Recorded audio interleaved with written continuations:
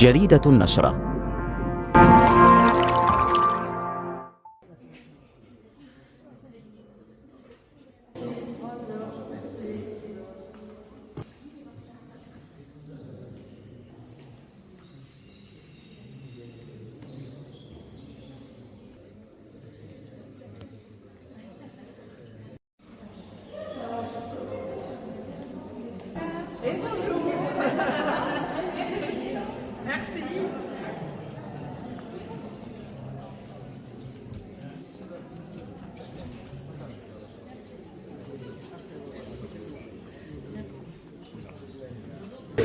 Bonjour à tous, je suis Carole Saout-Grit, je suis ingénieure d'études en océanographie physique et je suis invitée par l'Institut français ici à Tanger pour parler à la faculté des sciences et techniques de mon métier et de l'océanographie physique en général.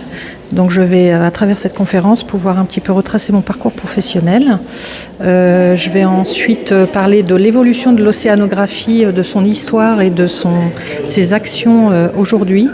Et puis je finirai la conférence par présenter un petit peu ce que l'océanographie peut apporter pour demain avec les différentes perspectives dans les projets scientifiques qui sont actuellement en cours de réflexion et en mise en place.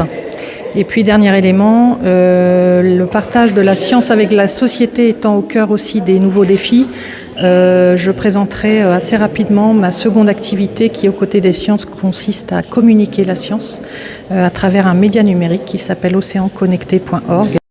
Professeur Frédéric Massy, pour vous donner un petit mot. À la faculté des sciences et techniques de Tanger, et je vous remercie d'avoir répondu favorablement à notre invitation pour participer à cette conférence dédiée à l'océanographie physique, une discipline très passionnante qui nous plonge au cœur des mystères et des merveilles de nos océans. De Tanger pour cette excellente initiative d'avoir invité Madame Carole Saout-Grit. Qui fait bien évidemment très chaud au cœur.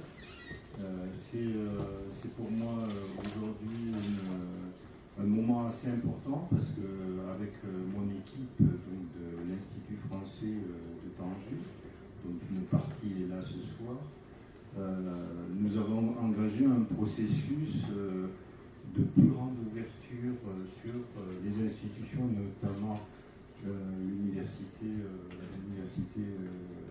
Tanger-Tétouan musulman. Ça fait partie d'une réforme générale. Alors je ne vais pas être trop long, c'est simplement pour remercier avant toute chose effectivement la faculté des sciences et techniques de son accueil. Dans le cadre de notre programmation culturelle, l'Institut français Maroc, site de Tanger, nous présente l'opération Demain dès aujourd'hui, une tournée riche en événements. Et à tous, une excellente rencontre et vous remercie encore une fois de votre présence. Merci. De l'Institut français, parce qu'en fait, je suis un consultant de compétences sur toute la région. Pour la première fois, donc c'est une vraie expérience de partage pour moi, une vraie découverte. Et merci beaucoup pour la chaleur de vos cœurs.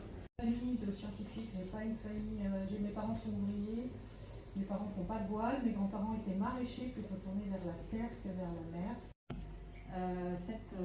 Ce master en océanographie métier par un premier contrat de 18 mois sur une étude des cartes de navigation. Quand vous êtes même plaisancier, vous achetez des cartes de navigation. Docteur sous-marin que j'ai acquise pendant les 3 années précédentes pour faire des comparaisons de ces nouvelles données avec des données plutôt historiques et climatologiques en France et puis ailleurs aussi.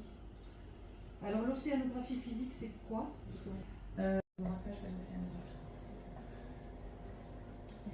Donc son objet, c'est de décrypter les océans par la science et on s'est attaché finalement à faire cette étude de manière historique. Si on regarde, c'est une discipline. Il y a eu le commandant Charcot pour les peaux, il y a eu la naissance des stations marines par exemple ici en France qui a permis d'organiser un petit peu les premiers inventaires de la biologie.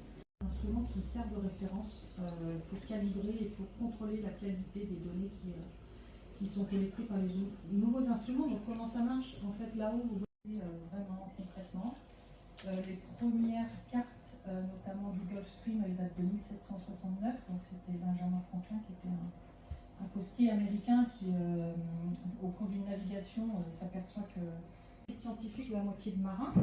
Et puis, on a évidemment prévu à l'avance pour quel objectif. جريدة النشرة